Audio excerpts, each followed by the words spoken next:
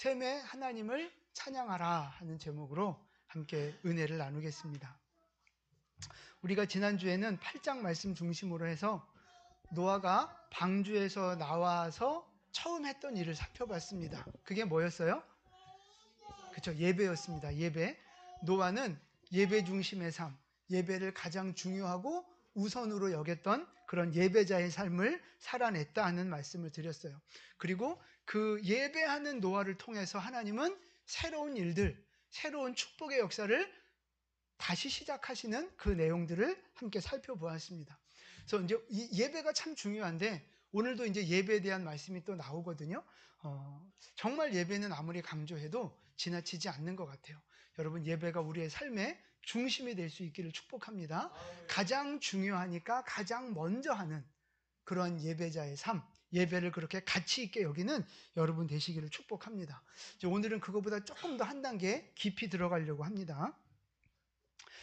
이제 오늘 본문 말씀은요, 노아가 방주에서 나온 이후에 일어났던 사건을 기록하고 있는데, 먼저 19절 말씀 보시면 19절에 노아의 세 아들들로부터 사람들이 온 땅에 퍼져나갔다 이렇게 기록하고 있어요. 노아의 세 아들 이름이 뭐죠? 셈과 함과 야벳입니다. 그래서 이제 학자들이 볼 때 이 셈, 함, 야벳이 어떻게 모든 사람들의 조상이 됐느냐? 그거 잠깐 좀 보여주세요. 셈은 이제 우리가 일반적으로 황인종, 백인종, 흑인종 이렇게 있잖아요. 그래서 셈은 황인종의 시작이 됐고, 함은 흑인종의 시작, 그다음에 야벳은 백인종의 어떤 시작이 된 것으로 그렇게 보고 있어요. 어쨌든 요 세 아들이 시작으로 해서 모든 민족들이 퍼져나간 것으로 나오는데, 이제 그거는 다음 주에 또 살펴볼 내용이고요. 20절 가보시면 노아가 무엇을 시작합니까? 포도 농사를 시작합니다. 포도나무를 심어서 포도 농사를 시작하는데 21절 말씀을 보시니까 포도주를 마시고 취해서 벌거벗은 장면이 나와요. 그런데 희년서에 보면 이 포도나무를 언제 심었고 언제 수확했고 포도주 마신 것이 언제인 걸 우리 잘 모르잖아요. 그냥 이제 참고로 희년서에 보면 방주에서 나온 지 4년째 되는 해에 수확한 것으로 나옵니다. 방주에서 나오고 4년째, 그러니까 아마 첫 해에 심었겠죠? 그리고 4년째 수확을 해서 그걸 이제 포도주로 담근 거예요. 그랬다가 그거를 이제 5년 차 때 마신 것으로 이제 그렇게 나옵니다. 그냥 참고만 하세요. 그래서 21절 말씀 보니까 노아도 포도주를 마시고 취했다, 이런 말씀이 나오잖아요. 그러니까 오늘 이 노아와 이 말씀을 보면서 많은 분들이 위로를 받는 것 같아요. 그런 분들이 좀 있을 것 같아요. 야, 노아도 술 마시고 취했네. 은혜를 그렇게 받으시면 안 됩니다. 말씀을 그렇게 받으시면 안 되고요. 노아가 마셨으니까 나도 술 마셔도 되겠네, 이러시면 안 됩니다. 오늘은 뭐 술에 대한 이야기가 아니니까 이 정도 하고 넘어가는데 술 끊게 되기를 축복합니다. 꼭 이럴 때 아멘 하시는 분들은 술 안 마시는 분들, 아멘 안 하고 버티시는 분들은 술 드시는 분들, 제가 그렇게 알면 되죠? 네. 노아가 포도주를 잔뜩 마시고 취해서 자다가, 그러니까 벗고 잔 건 아니고요. 그 중동 지방의 옷을 대충 아시잖아요. 그러니까 지금 같은 속옷이 없고, 그러니까 옷을 입고 잤지만 뒤척뒤척 태면서 이제 그게 다 벗겨졌던 것 같아요. 근데 그 모습을 셈, 함, 야벳, 이제 이게 함이 둘째 아들로 보거든요. 둘째 아들 함이 그 모습을 봅니다. 그래서 자, 22절 말씀 우리 같이 읽겠습니다. 가나안의 아버지 함이 그의 아버지의 하체를 보고 밖으로 나가서 그의 두 형제에게 알림해. 네. 아멘. 함이 아버지의 그 추한 모습을 보고 나가서 자기 이제 형제들한테 그걸 얘기하는 거예요. 그 얘기를 들은 셈과 야벳은 어떻게 해요? 그죠? 23절 말씀 같이 읽겠습니다. 셈과 야벳이 옷을 가져다가 자기들의 어깨에 메고 뒷걸음쳐 들어가서 그들의 아버지의 하체를 덮었으며 그들이 아버지를 돌이키고 그들의 아버지의 하체를 보지 아니하였더라. 아멘. 아멘.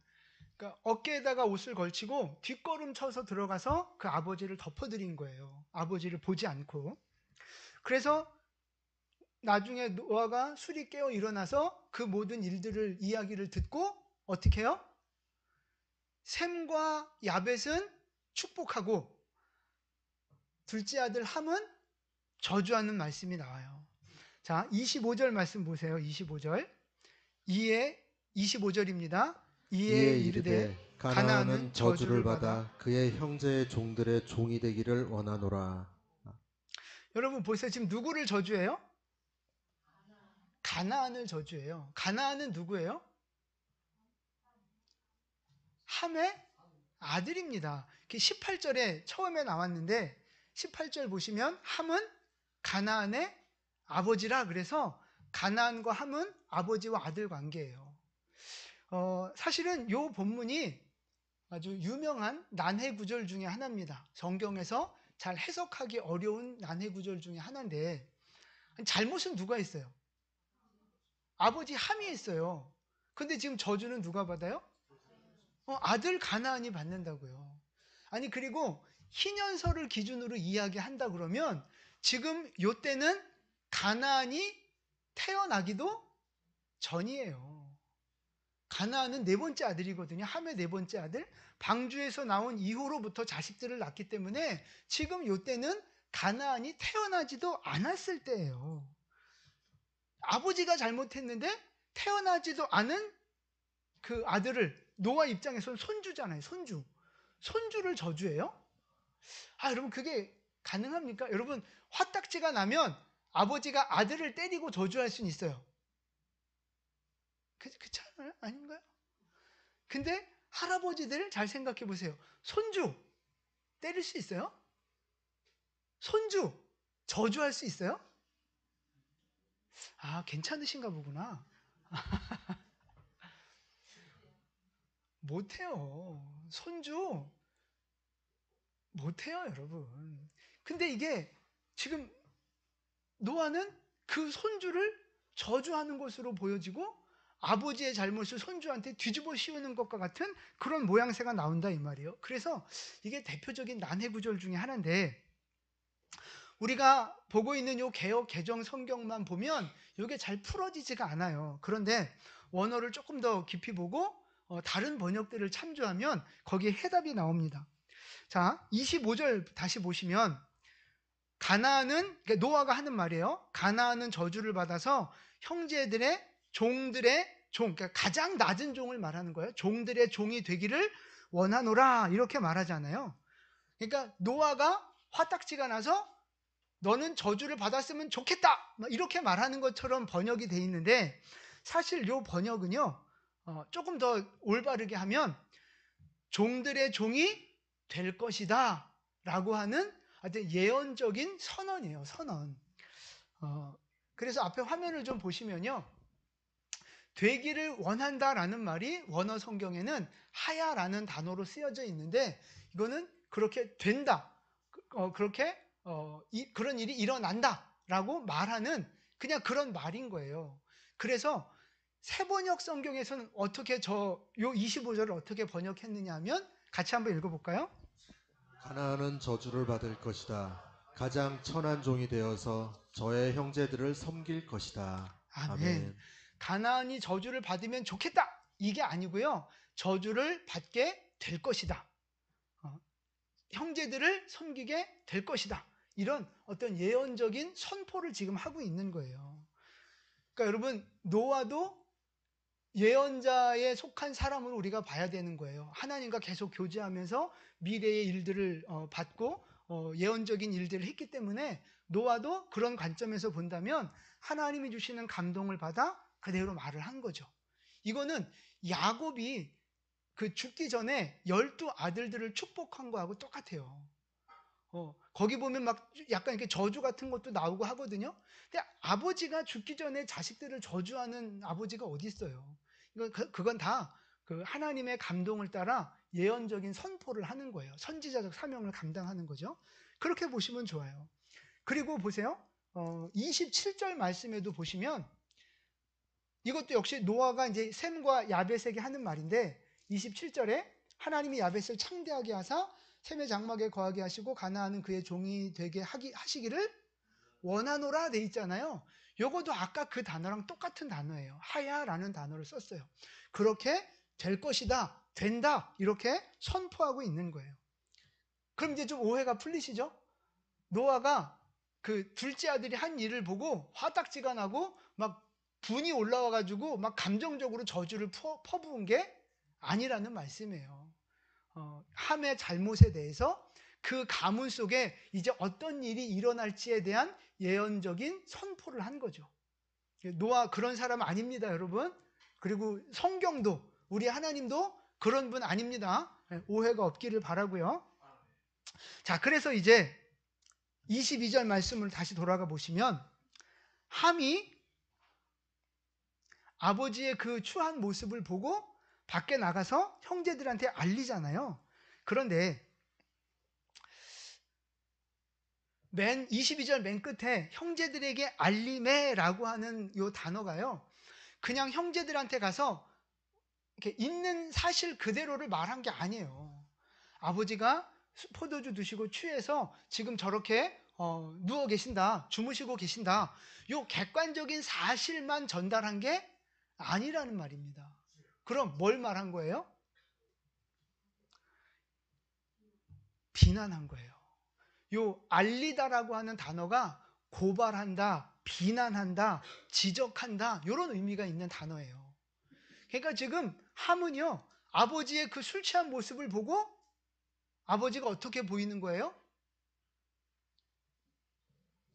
못나 보이는 거예요. 하여튼 뭐 더 심한 표현을 쓰긴 그렇고 하여튼 아버지가 너무 못나 보이고 꼴 보기 싫고 그렇게 보이는 거예요. 그래서 형제들한테 가서 그 믿음의 뭐 아버지라며 뭐 이제 이러면서 아버지의 믿음과 아버지의 행동을 다 깎아내리면서 아버지를 비난하고 정죄하면서 고소하는 일을 지금 하는 거예요. 형제들한테. 아버지가 막 저러고 있어 이러면서 정죄와 비난, 고소의 말을 하고 있는 거예요. 자, 근데 그 말을 전해 들은 비난과 고소를 전해 들은 셈과 야벳은 어떻게 해요? 그죠? 옷을 가져다가 보지 않고 가서 덮어드리는 행동을 하잖아요. 그러니까 보세요. 노아가 벌거벗고 있는 이 객관적인 사실 앞에서 반응이 다른 거예요. 셈과 야벳과 함의 반응이 다른 거예요. 함은 어떻게 했어요? 아버지를 비난하고 조롱하고 정죄하고 고소하는 반응을 보였고요. 셈과 야벳은 어떻게 했어요? 그걸 옷으로 덮어줬어요. 덮어줬다고요. 이게 뭐 한 거예요? 가린 거예요. 용서한 거라고요. 노아 아버지의 그 허물과 잘못을 덮어주고 용서한 것을 보여주는 거예요. 그러니까 노아가 보여준 그 객관적인 허물 앞에서 반응이 두 개로 나눠지는 거죠. 그 노아의 허물을 덮어주는 자와 노아의 허물을 들춰내고 고발하고 고소하고 정죄하는 자로 딱 두 부류의 사람으로 나뉘어지고 있는 거예요. 근데 더 중요한 건 뭔지 아세요? 그 반응에 따라서 그들의 인생이 달라지더라 하는 것입니다. 함은요, 정죄하고 고발하고 비난했던 함은 결국 어떻게 돼요? 그 아들이 저주를 받게 되고 그 가문이 결국 이 함이 결국 누구의 조상이 되는 줄 아세요? 가나안 7족속의 조상이에요. 그 후손들이 그렇게 되는 거라고요. 결국 하나님 앞에 심판받는 대상이 되잖아요. 근데 셈과 야벳은요? 26절에 보면 셈과 야벳에 대한 축복이 나오잖아요. 하나님이 그들의 인생과 가문을 축복하시는 모습이 나온다고요. 그러니까 똑같은 허물을 앞에서 그 허물을 덮어주는 자는 하나님의 은혜와 축복을 누리게 되는 거고, 그 허물을 들춰내고 고발하는 자는 하나님 앞에 그만한 또 대가를 치르게 된다 이 말입니다. 여러분 한번 생각해 보세요. 우리의 삶 가운데 노아와 같은 허물을 볼 때가 있어요. 내 가족이 될 수도 있고 교회 지체가 될 수도 있고 노아와 같이 추한 그 행태를 우리가 목격할 때가 있단 말이에요. 객관적으로 뭔가 잘못하고 있는 모습을 우리가 볼 때가 있어요. 근데 그 허물 앞에서 여러분은 비난하고 정죄하고 그것을 들춰내고 고발하는 입장에 서 있는지, 아니면 그 허물을 용서하고 덮어주고 기다려주는 자로 반응을 보이고 있는지 점검해 보셔야 돼요. 여러분은 사람들의 그 허물 앞에서 지금 어떤 모습으로 살아가고 있느냐 하는 거예요. 근데 여러분 잘 생각해 보세요. 죄와 허물을 고발하고 들춰내고 정죄하고, 이거 누가 하는 일이에요? 사탄이 하는 일이에요. 마귀가 하는 일이라고요. 마귀는 늘 우리를 고소하고 고발하고 죄의식을 갖게 하고 늘 우리를 비난하는 일을 마귀가 하고 있다고요. 근데 예수님이 하시는 일은 뭐예요? 덮어주시는 일을 하잖아요. 우리의 죄를 덮어주시고 우리의 허물을 덮어주시고 우리를 사랑으로 용서하시고 기다려주시는 일이 바로 예수님이 하는 일이에요. 그래서 고발하고 정죄하는 일에는 뭐가 있어요? 그러니까 죄를, 허물을 들춰내고 고발하는 곳에는 뭐만 있어요? 정죄만 있는 거예요. 거기에는 저주가 있는 거예요. 근데 반대로 허물을 덮어주고 용서하는 그곳에는 뭐가 있어요? 은혜가 있고 축복이 있는 거죠. 여러분은 지금 그 허물 앞에서, 다른 가족과 다른 지체들의 그 허물 앞에서 누구와 같은 반응을 선택하느냐 하는 거예요.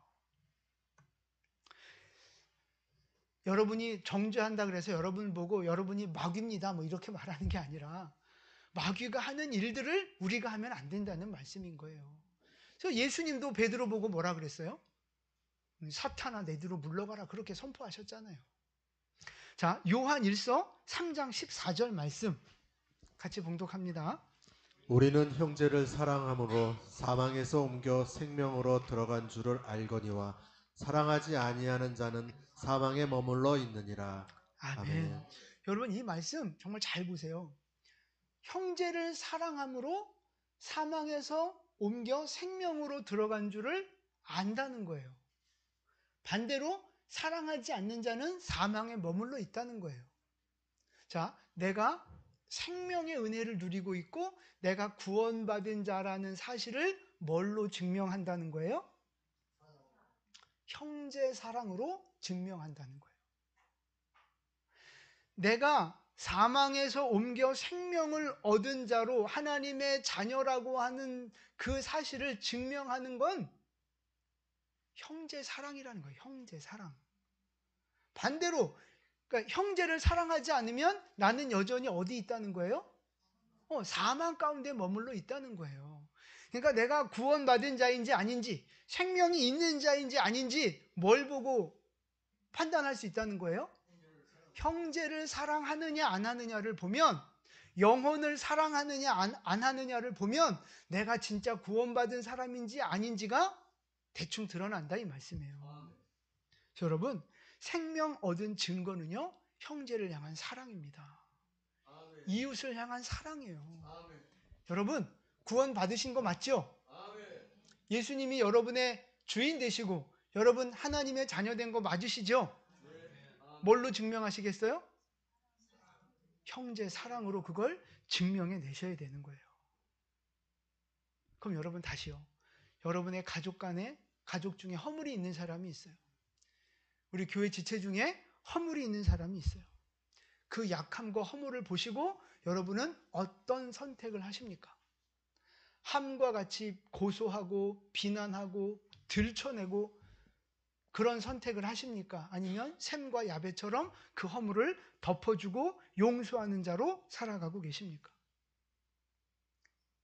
구원받은 증거를 보여주시기를 축복합니다. 여러분, 나 자신도 허물이 있잖아요. 여러분, 완벽해요? 완전하십니까? 아니잖아요. 나조차도 허물이 있고 나조차도 하나님의 은혜로 용서받고 여기까지 온 사람인데 다른 사람을 용서하고 덮어주는 건 당연한 거죠. 당연한 거죠. 형제 사랑으로 내가 하나님의 자녀가 된 것을 증명해내는 여러분 되시기를 축복합니다. 또 하나 중요한 건 뭐냐 하면요. 내가 어떻게 반응하는지 그 반응에 따라서 축복과 저주가 결정된다는 거예요. 결정된다. 그래서 여러분, 내가 복된 반응을 보이면 복이 임하는 거고요. 내가 저주받을 반응을 보이면 저주가 임하는 거예요. 그게 오늘 성경이 우리에게 가르쳐주는 교훈입니다. 물론 그 죄와 허물을 보고 아무 말 하지 말아라, 뭐 그런 뜻이 아닙니다. 죄를 지어도 괜찮다, 그런 얘기를 하는 게 아니에요. 죄는 분명히 분별하셔야 됩니다. 이게 죄인지 아닌지 분명히 분별하고 그것에 대해서 지적하고 그것이 죄라는 걸 우리는 밝히 드러내고 인정해야 되는 거예요. 그러나 함과 같이 정죄하고 비난하고 그런 걸 하지 말라는 거죠. 죄는 죄이지만 그 죄에 대해서 사랑하는 마음으로 죄를 깨우쳐주고 그 죄에서 벗어날 수 있도록 함께 돕는 역할을 해야 되는 거예요. 그게 바로 셈과 야벳이 했던 일인 거죠. 그래서 하나님의 축복을 받게 된 거예요. 그래서 여러분, 내 앞에 술 취한 노아가 있다, 벌거벗은 노아가 있다, 내 앞에 허물이 있는 사람이 있다, 그러면 그건 바로 뭐예요? 그러니까 기회예요. 기회. 무슨 기회? 그죠? 내가 구원받은 사람이라는 걸 증명할 기회, 하나님의 축복을 받아내고 하나님 앞에 인정받을 기회가 되는 거예요. 우리가 재정훈련 하면서 가난한 자, 어려운 사람들 보면 어떻게 하라고요? 구제하라 그랬잖아요. 그러니까 내 앞에 가난한 사람이 왔다 그러면 그건 뭐예요? 기회예요, 기회. 내가 하나님 앞에 구워줄 기회, 내가 하나님 앞에 복받을 기회가 되는 거잖아요. 내 앞에 있는 허물과 죄가 있는 그 사람도 마찬가지인 거예요. 나에게 기회가 되는 거예요. 내가 구원받았음을 증명할 기회, 내가 하나님 앞에 축복의 길을 걸어갈 수 있는 기회가 되는 줄 믿으시기를 바랍니다. 여러분, 가정에 술 취해서 벌거벗고 있는 노아 있죠? 없어요? 가끔 있죠? 우리 교회 안에도 술 취한 노아 있죠? 없어요? 집사님 혼자인가 그럼? 여러분, 우리는 다 때로는 내가 술 취한 노아가 될 수도 있어요. 그래서 겸손한 마음으로, 정말 사랑하는 마음으로 형제를 사랑하는 여러분 되시기를 축복합니다.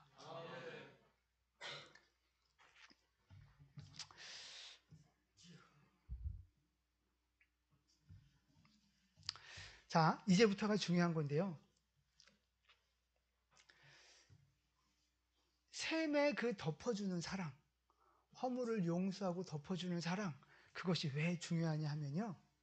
자, 26절로 가보시면 이제 셈의 하나님 여호와를 찬송하리로다 이렇게 하면서 노아가 하나님을 찬양해요. 노아가 하나님을 찬양하면서 주는 복이 뭐냐 하면, 그 예언적인 선포가 뭐냐 하면, 하나님이 누구를 창대케 하시는 거예요? 야벳을 창대케 하세요. 그런데 그 야벳이 어디에 거한다는 거예요? 셈의 장막에 거한다는 거예요. 여러분, 요것도 조금 이제 난해 구절 중에 하나인데, 셈의 장막에 야벳이 와서 새들어 산다, 뭐 이런 얘기가 아닙니다. 야벳은 이미 창대케 된 사람, 창대케 되는데 어떻게 셈의 장막에 들어와 살겠어요? 이게 약간 좀 이해되기 어려운 그 말씀인데, 지금 우리 성경에 보면 보세요. 하나님이 야벳을 창대하게 하시잖아요. 창대하게 하는 주체가 창대하게 되는 사람이 누구예요? 야벳이 창대하게 되는 거잖아요. 그 다음에 셈의 장막에 거하는 건 지금 주어가 빠져 있어요. 셈의 장막에 거하는 건 누구예요? 야벳으로 보여요. 우리 성경에 지금 야벳으로 보인다고요. 야벳이 창대하게 된 다음에 셈의 장막에 거하는 것까지 그 주어가 야벳으로 보여집니다. 그런데 그렇게 해석을 하니까 이게 복잡해지는 거예요. 도대체 어떻게 야벳이 셈의 장막에 들어가 사는가? 이게 좀 곤란하거든요. 그래서 또 다른 요 본문을 원어적으로 또 다르게 해석을 하고 또 다르게 번역을 하는 건 뭐냐 하면요. 앞에 좀 보여주세요. 27절을 이렇게 번역할 수 있어요. 가나안은 아니 요거 말고 네, 그 다음 거 27절. 네, 요거예요. 같이 읽어볼게요. 하나님이 야벳을 창대하게 하신다. 하나님이 셈의 장막에 거하신다. 아멘. 아멘. 두 문장인 거죠. 아멘. 하나님이 야벳을 창대하게 하신다. 주어가 하나님이에요. 그 다음 문장도 하나님이 셈의 장막에 거하신다는 거죠. 주어를 하나님으로 보면서 해석할 수 있는 관점이 있어요. 이렇게 해석을 하면 쉽게 풀려집니다. 하나님이 야벳은 창대케 하는 복을 주시고 셈에게는 어떤 복을 주시는 거예요? 하나님이 그 셈의 장막 안에 거하시는 거예요. 저는 이 관점으로 오늘 말씀을 드리려고 하는 거예요. 하나님께서 셈의 장막에 거하신다. 무슨 뜻이에요? 하나님이 셈의 장막에 거하신다는 건 무슨 뜻이에요? 그죠? 예배랑 연결이 되는데 하나님이 셈에게 임재하시고 하나님이 셈과 동행하시고 하나님이 셈의 보호자가 되시고 하나님이 셈을 책임져 주신다는 말이에요. 그렇죠? 축복이죠. 최고의 축복은 하나님의 임재 아닙니까? 하나님이 동행하시는 거 아니에요? 그리고 더 나아가서 무슨 뜻이냐면요. 셈을 통해서 구원의 역사를 다시 시작하시겠다는 거예요. 하나님이 셈의 장막 가운데 셈과 함께 임재하시면서 셈을 지켜주시고 축복하실 뿐만 아니라 그 셈을 통해서 구원의 역사를 새롭게 만들어 가시겠다는 거예요. 그걸 어떻게 알 수 있느냐? 여러분, 이 셈의 후손에서 누가 나와요? 셈의 후손에서 아브라함이 나오고 이삭이 나오고 다윗이 나오고 예수님이 나오는 거예요. 예수님이 셈의 후손으로 이 땅에 오시는 거라고요. 그렇게 보면 이 해석이 딱 맞아 떨어지는 거죠. 그래서 여러분, 셈은 어떤 사람이었어요? 아까 셈은 어떤 사람이었어요? 사랑으로 덮어주는 사람. 허물을 덮어주고 용서하고 기다려주고 용서하는 사람이었단 말이에요. 그 셈을 통해서 하나님이 그 셈 안에 거하시고 그 셈을 통해서 구원의 역사를 이루어 가신다 하는 거죠. 여러분, 하나님이 우리 인간과 함께 하셨던 그 역사를 다시 한번 잘 생각해 보세요. 하나님이 우리 인간과 함께 했던 역사. 언제 처음 우리 인간과 함께 하셨어요? 우리에게 거하셨어요? 어디에서? 그죠? 에덴 동산에서부터 하나님은 인간과 함께 하셨어요. 임재하시고 거니셨잖아요. 자, 그 다음에 지금 누구에게 함께 하신다는 거예요? 그죠? 이제 노아를 거쳐서 셈과 함께 하시겠다는 거예요. 그 다음에 또 누구와 함께 하시는 거예요? 네. 노아 방주에도 하나님이 임재하셨고 셈에게 임재하셨어요. 그 다음에 어디 임재? 성경에 분명하게 하나님의 임재, 거하심을 기록한 데가 어디냐면 모세의 성막이에요. 거기 하나님이 임재하시겠다고, 내가 거기 거하시겠다고, 그래서 성막을 지으라고 명령하셨어요. 모세의 성막을 지나서 솔로몬의 성전에도 하나님이 임재하셨잖아요. 그리고 신약으로 오면 예수님의 또 다른 이름이 뭐예요? 임마누엘이잖아요. 하나님이 우리와 함께 하신다고. 예수님이 곧 성전이잖아요. 그 예수님이 우리와 함께 하시려고 이 땅에 성육신함이 오셨잖아요. 그리고 무엇을 세우셨어요? 예수님이 세우신 것이 교회예요. 교회.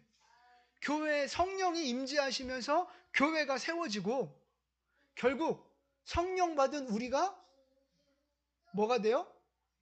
성전이 되잖아요.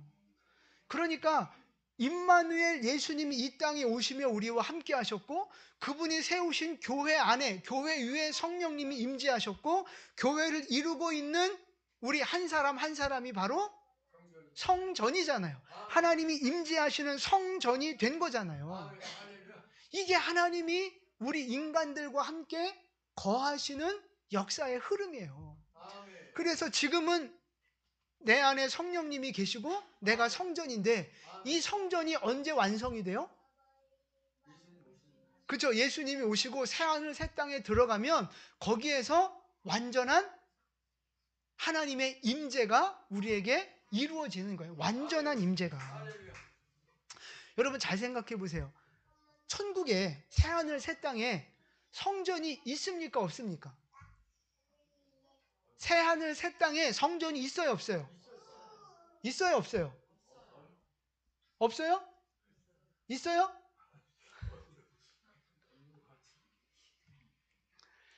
새하늘 새 땅에는 성전이 없습니다. 그러나 있습니다. 자, 성경에 있어요. 자, 요한계시록 21장 22절 말씀 같이 읽겠습니다. 성 안에서 내가 성전을 보지 못하였으니 이는 주 하나님 곧 전능하신 이와 및 어린 양이 그 성전이심이라. 아멘. 자, 보여지는 성전이 새하늘 새 땅에 있어요, 없어요? 없어요. 그런데 뭐가 성전이라고요? 하나님 자체가 성전이라고요. 그러니까 천국 자체가 뭐예요? 성전인 거예요. 예수님이 성전이고 천국 자체가 성전이기 때문에 우리 눈에 보여지는 그 작은 건물로서의 성전은 더 이상 필요치 않다는 거예요. 어린 양이 성전이고 성전이 어린 양이고, 그러니까 어린 양과 성전, 예배하는 성전이 완전한 일치를 보이고 있어요. 자, 그럼 이거는 뭐가 완성되는 거예요? 하나님의 임재, 거하심이 완성되는 거고요. 하나님을 향한 예배가 완성되는 거예요. 구원이 완성되는 거라고요. 그래서 제가 예배를 많이 강조하잖아요. 지난주에도 예배에 대해서 말씀드렸고 예배 중심의 삶, 예배가 가장 우선되는 삶을 제가 강조하고 말씀드렸잖아요. 그런데 우리는 거기서 한 걸음 더 나아가셔야 되는 거예요. 어떻게 더 나아가요? 내 삶 자체가 예배가 되어져야 하는 거예요. 내 삶의 일부를 떼어서 그 시간에만 예배하고 나머지는 그냥 내가 사는 것이 아니라 나의 삶 전체가 하나님 앞에 예배로 올려드리는 삶이 되어져야 한다는 거예요. 그게 바로 바울이 말했던 로마서에 나오는 거룩한 산 제물, 산 제사가 되는 거죠. 여러분, 예배를 구별하여 드리는, 특별히 주일 예배를 구별하여 드리는 이것도 굉장히 중요한 거지만 여기에서 더 나아가서 우리의 삶 자체가 하나님 앞에 제물이 되고 예배가 되어지는 그런 삶이 될 수 있기를 축복합니다. 그 예배와 삶의 일치, 이게 바로 완성된 모습이라고요. 이게 천국에서 이루어지는 거라고요. 구원의 완성, 하나님 임재의 완성, 그게 천국에서 이루어질 거예요. 여러분, 그것을 천국에서 이루는, 완성되는 그날까지 우리는 부단히 애쓰고 노력하면서 나의 삶이 예배가 되어질 수 있도록, 나의 삶 자체가 예배, 그것이 되어질 수 있도록 거룩하게 살아가는 여러분 되시기를 축복합니다. 이 예배당에 나와서 예배하는 이것만 예배가 아니라 여러분이 집안에서 살림하는 것도 예배가 되어야 합니다. 학교에서 공부하는 것도 예배가 되어야 합니다. 직장에서 돈 벌고 사람들 만나고 비즈니스 하는 것 자체가 우리에게 예배가 되어져야 할 줄로 믿습니다. 우리 모든 삶의 영역이 예배로 채워져야 되는 거예요. 내 모든 삶의 영역을 통해서 하나님이 영광 받으셔야 하는 것입니다. 그런 예배자 되시기를 축복합니다. 근데 여러분, 바로 그것을, 이 완성된 예배, 완성된 하나님의 거하심이 누구로부터 시작되는 거예요? 아니, 오늘 본문에서. 아니, 여기 맹주긴이 어디 나와요? 오늘 본문에서 누구로부터 시작돼요? 셈으로부터. 다시요. 셈은 어떤 사람이에요? 허물을 덮어주는 사람. 하나님의 사랑을 가진 사람. 영혼을 사랑하고 그 허물을 덮어주는 사람. 그게 바로 셈인데, 그 허물을 덮어주는 셈을 통해서 하나님이 구원의 역사, 예배의 완성, 그거를 이루어 가신다 하는 거예요. 그러니까 우리 안에 함과 같은 마음이 있잖아요. 뭔가 누군가의 잘못을 지적하고 드러내고 막 정죄하고 이런 그 마음, 그런 성향을 가진 사람을 통해서는 하나님의 온전한 구원의 역사가 완성되기가 어려워요. 그래서 여러분, 기질적으로 특별히 그렇게 뭐 소위 말하는 야당 기질이라 그러죠. 야당 기질. 막 무조건 뭐라 그래야 돼? 비판적인 사고 가진 사람들, 무조건 일단 비판하고 보고, 일단 태클 걸고 보고, 일단 뭐 그런 그 소위 말하는 야당 기질을 가진 사람들, 참 심심한 위로의 말씀을 전합니다. 진짜 기도 많이 하셔야 돼요. 은혜가 필요해요. 은혜가 진짜. 그렇게 여러분, 정죄하고 비난하고 죄를 드러내고 고발하는 사람을 통해서 하나님의 선하신 역사가 이루어지기가 어려워요. 그래서 여러분, 진짜 그런 분들, 그런 성향이 본인에게 있다면 정말 기도 많이 하시고 말씀으로 정말 충만하게 채우시면서 나의 그 기질과 성향을 예수 닮는 모습으로 바꿔 가셔야 돼요. 그래야만 하나님의 축복 가운데 들어갈 수 있는 줄 믿습니다. 여러분, 하나님은 함과 같은 우리를 건져내셔서 샘과 같은 삶을 살아가기를 원하시는 거예요. 사랑하는 자로, 덮어주는 자로, 용서하는 자로, 기다려주는 자로. 우리가 그렇게 살아가길 그렇게 성장하길 원하시는 거예요. 왜요? 우리는 왜 그렇게 성장해야 되는 거예요? 그걸 통해서 다른 사람을 살리는 구원의 역사를 이루어갈 수 있기 때문에 그런 거예요. 나 혼자만의 축복에서 멈추는 것이 아니라 셈을 통해 하나님의 구원의 역사가 이루어져 가듯이 하나님의 사랑을 담은, 허물을 덮어주는 사랑을 내가 닮아갈수록 하나님은 나를 통해 구원의 역사, 생명의 역사를 더 왕성하게 이루어 가신다는 거예요. 그것이 하나님의 계획이고 하나님의 마음인 줄로 믿습니다. 우리의 모습은 함과 같을 때가 많아요. 여러분, 함은 다 심판받아서 죽어야 하는 그런 그 타락한 세상 속에서 특별히 선택받아 건진받은 사람이잖아요. 노아의 가족들이 다 그렇게 특별하게 건진받은 사람들이잖아요. 근데 심판을 면하고 구원받았어요. 그리고 나서 배에서 나왔더니, 방주에서 나왔더니 또 무슨 짓을 저지르는 거예요? 또 정죄하고 비난하고 타락하고 고발하고 이런 일들이 벌어지는 거예요. 또 은혜로 건져냈더니 또 살아가는 모습이 또 개차반인 거죠. 그게 함이었다면 여러분, 오늘 나의 모습이 바로 그 함의 모습이 아니겠느냐 하는 거예요. 여러분, 죄악 가운데서 우리가 건진받은 사람들이잖아요. 심판을 면한 사람들 맞잖아요. 천국 백성 냈으니까 심판을 면한 거 맞잖아요. 그런데 심판을 면하고 났는데 다 거룩하게 사라져요? 아니잖아요. 또 타락하고, 또 범죄하고, 또 불순종하고, 변화되는 것 같다가도 다시 돌아가고, 결심을 하고 작정을 했다가도 다시 돌아가고, 계속 죄 가운데, 연약함 가운데 돌아가고 넘어지는 것이 바로 함과 같은 우리의 모습이라고 하는 거예요. 그런데 감사한 건 뭐냐면요, 그럼에도 불구하고 하나님의 구원과 사랑의 손길은 끊어지지 않는다는 거예요. 하나님은 우리를 포기하지 않습니다. 하나님의 사랑은 멈추지 않습니다. 그 함과 같이 연약함이 있지만 하나님은 우리를 다시 덮어주시는 거예요.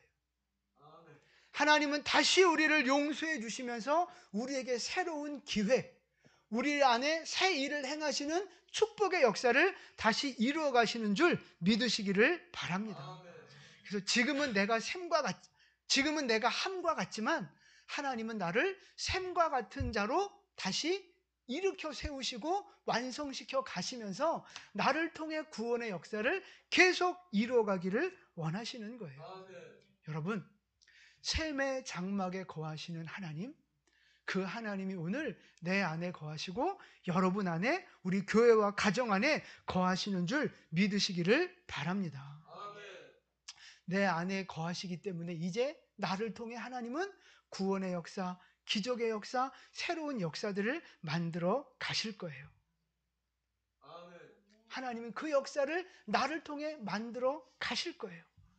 이제 내가 얼만큼 샘을 따라 변화되어지고 예수를 닮아가는 자가 될 것인지, 내가 얼마나 다른 사람의 허물을 덮어주고 용서하고 기다려주는 자가 되는 것인지 이제 거기에 달려 있는 거예요. 여러분, 샘과 같이 허물을 덮어주는 자가 되셔서 생명을 살리는 자로 쓰임받는 여러분 되시기를 축복합니다. 이제 우리가 성탄절을 또 앞두고 또 새로운 영혼들을 또 구원하고 살리기 위한 이제 그 사역에 또 들어가게 될 텐데, 여러분, 함과 같은 모습들 내어버리시고 샘과 같은 모습으로 허물을 덮어주는 자로, 예수 닮는 자로 성장하시고 거듭나셔서 하나님의 축복을 향해 더 나아가시고 하나님이 우리에게 나를 사용하시고자 하시는 그 사명자로의 길을 온전히 걸어가는 여러분 되시기를 예수님의 이름으로 축원을 드립니다. 아멘. 기도하겠습니다.